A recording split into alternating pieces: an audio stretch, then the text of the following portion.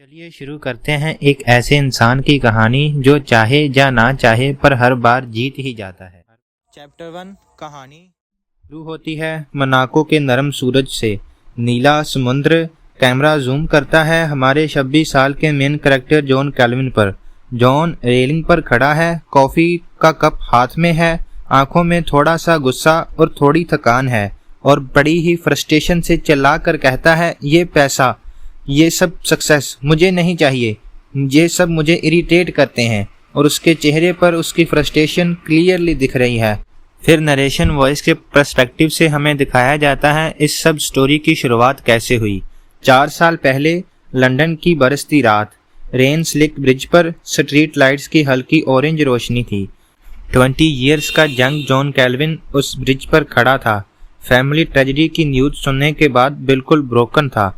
दिल में बस अंधेरा था। उसके माइंड में एक ही थॉट था कि अब सब खत्म। सडनली हवा तेज चलती है, गोल्डन लाइट ट्विस्ट होती हैं। एक मिस्टीरियस आवाज, soft but powerful, John Calvin, तुम्हारा टच अब सब कुछ को प्रॉस्पेरिटी में बदल देगा, तुम में कॉस्मिक बैलेंस हो। और इसके साथ ही हमें दिखाई देती है एक मिस्टीरियस गोल्डन लेडी। पर जॉन के एक्सप्रेशंस कंफ्यूज्ड हैं। उसे समझ नहीं आ रहा ये क्या हो रहा है। मानो वो कहना चाहता हो ये सब मुझे नहीं चाहिए। वो बस शांति चाहता था। पर लाइट धीरे धीरे फेड होती हैं और सब कुछ बस गायब हो जाता है। फिर नरेशन वॉइस आती है और हमें बताया जाता है कि उस रात के बाद जॉन की लाइफ कभी नॉर्मल नहीं रही। फॉलिंग स्टार्टअप्स जिसमें उसने पैसा लगाया था, next day stock rocket up हो गए। Charity gala, the donations fund जो उसने बस ऐसे ही शुरू किए थे, उसमें डोनेशन स्काई रॉकेट हो गई। हर विक्ट्री के साथ जॉन और भी फ्रस्ट्रेटेड होता गया, क्योंकि जॉन एक ऐसा इंसान था ही नहीं। उसको फेम, लग्जरी, विला, पैसा ये सब कभी चाहिए ही नहीं था। उसके पास जो होता वह उसमें खुश रहने वाला इंसान था। उसको तो बस शांति और साइलेंस चाहिए थी। पर एक मिस्टीरियस लेडी जो खुद को फॉर्चूना बुलाती थी, एक रात उसने उसकी पूरी जिंदगी ही बदल कर रख दी। उस ब्रिज वाले इंसिडेंट के बाद जॉन को वह मिस्टीरियस लेडी जो खुद को फॉर्चूना बुलाती थी वह हमेशा दिखाई या सुनाई दे ही जाती थी, क्योंकि जब भी वह कोई इन्वेस्टमेंट या कुछ ऐसा काम करता जिसकी वजह से उसके पैसे या उसके कुछ ना कुछ मिलने के चांसेस होते, तभी उसको उस लेडी की प्रेजेंस या उसकी आवाज़ अपने मन में सुनाई देती और बस उसकी इन्वेस्टमेंट स्काई रॉकेट हो जाती, मानो जैसे कोई चीट कोड हो।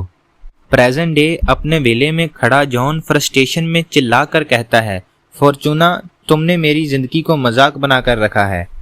पर उसके कानों में केवल एक ही आवाज़ सुनाई दी, कामयाबी का भी कुछ पर्पस होता है जॉन। फिर कुछ दिन बाद एक मीटिंग में जॉन को फिर से फॉर्चूना की विस्पर सुनाई देती है। हैट्रीगोरस, एक 7 headed monster, commerce, influence, invention, creation, energy, strategy, ये सब उसके हेड्स हैं। तुम हो 7th एस्पेक्ट, द बैलेंस। और जॉन का फेस हाफ शॉक्ड था और हाफ अनॉयड। उसकी फीलिंग्स बस ऐसे थी कि मैं कोई हीरो नहीं हूँ, मुझे बस एक नॉर्मल लाइफ चाहिए। अनदर डे मोनाको विला के स्टडी रूम में जीव्स, उसका एजलेस बटलर, एक फाइल लेकर आता है। जीव्स कहता है, another accidental success sir. John बस जैसे फ्रस्ट्रेशन में कह रहा हो, डोंट रिमाइंड मी जीव्स, अब मैं सबसे बेकार बिजनेस ढूंढने वाला हूँ। और फिर एक मॉडर्न कॉन्फ्रेंस रूम में एक बिग ग्लास विंडो के व्यू से जॉन इन्वेस्टर्स के सामने प्रेजेंटेशन देता है। Gentleman, eco friendly squid ink farm. Ink वो भी स्क्विड से, पूरी तरह से इको फ्रेंडली। यह आइडिया ग्लोबल मार्केट को डिस्टर्ब करेगा। और उसके इनसाइड फीलिंग्स थी, ये सब बस लॉस मेकिंग आइडिया है, फॉर्चूना तुम इस बार कुछ भी नहीं कर सकती। इन्वेस्टर्स कंफ्यूज्ड फेसेस के साथ, कुछ लोग हेड शेक कर रहे होते हैं। तभी डोर के बाहर एक तेज चिल्लाहट, एक औरत की चीख सुनाई देती है। जॉन क्विक रिएक्ट करता है और उसके रिएक्शन के साथ कॉफी टेबल गिर जाता है। और इसके साथ ही चैप्टर 1 एंड होता है। चैप्टर 2 की शुरुआत होती है। सीन ओपन होता है फ्रांस के कैस्ट्रोल सिटी पर। शाम का टाइम है, हवा में थोड़ी नमी है। कैमरा जूम करता है इसाबेला डुबोयस पर। 25 साल की क्लासी और स्ट्रॉन्ग लड़की, आंखों में टेंशन और थोड़ा दर्द है। उसके दिल में बस एक थॉट, पापा ने मुझे यह शिपिंग एम्पायर संभालने को कहा था, मैं फेल नहीं हो सकती। तभी नरेशन वॉइस हमें बताती है डुबोय शिपिंग, नेपोलियन के ज़माने का नाम, लेकिन अब लोन शार्क्स ने कंपनी को घुटनों पर ला दिया है। सीन शुरू होता है लग्जरी होटल के लॉन्गवे हॉलवे में। लाइट सॉफ्ट गोल्डन है। इसाबेला मीटिंग के लिए जा रही होती है, तब एक हैवी स्टेप सुनाई देता है। मार्को रूसी द शार्क एंट्री करता है। ह्यूज बॉडी, गोल्ड टूथ चमक रहा है। तभी मार्को इसाबेला का हाथ पकड़कर पूछता है, तुम कहाँ जा रही हो मिस इसाबेला?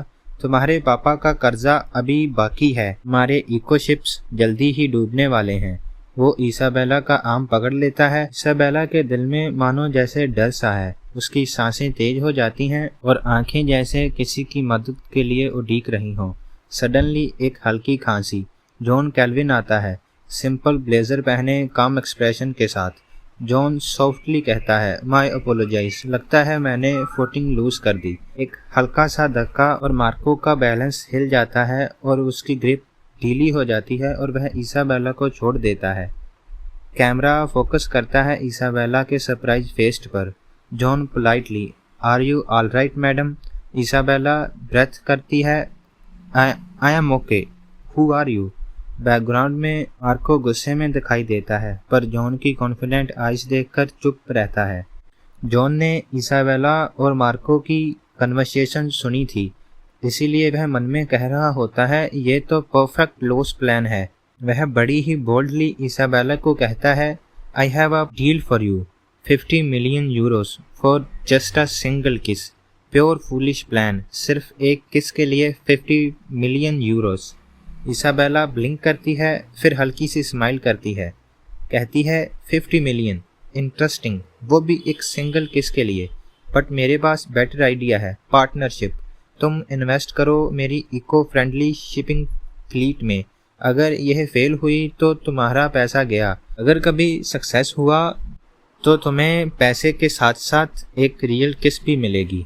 इसाबेला की आंखों में थोड़ी शरारत के साथ थोड़ी होप भी थी। जॉन की आंखों में मानो एक्साइटमेंट, पैसे का लालच नहीं, बस हारने का सपना। जॉन के मन में था high probability of total collapse, perfect deal, और जॉन डील के लिए मान जाता है। दोनों हैंडशेक करते हैं। बैकग्राउंड होटल के कॉरिडोर्स की लाइट थोड़ी ब्राइट हो जाती हैं, जैसे कोई मैजिक हुआ हो। हैंडशेक के वक्त एक हल्की गोल्डन शिमर उनके बीच से गुजरी। फॉर्चूना की पावर फिर से एक्टिव। उस लाइट को देखकर जॉन के मन में बस एक ही बात थी, नहीं नहीं, फिर से नहीं फॉर्चूना। यहाँ पर हमारा चैप्टर 2 खत्म होता है।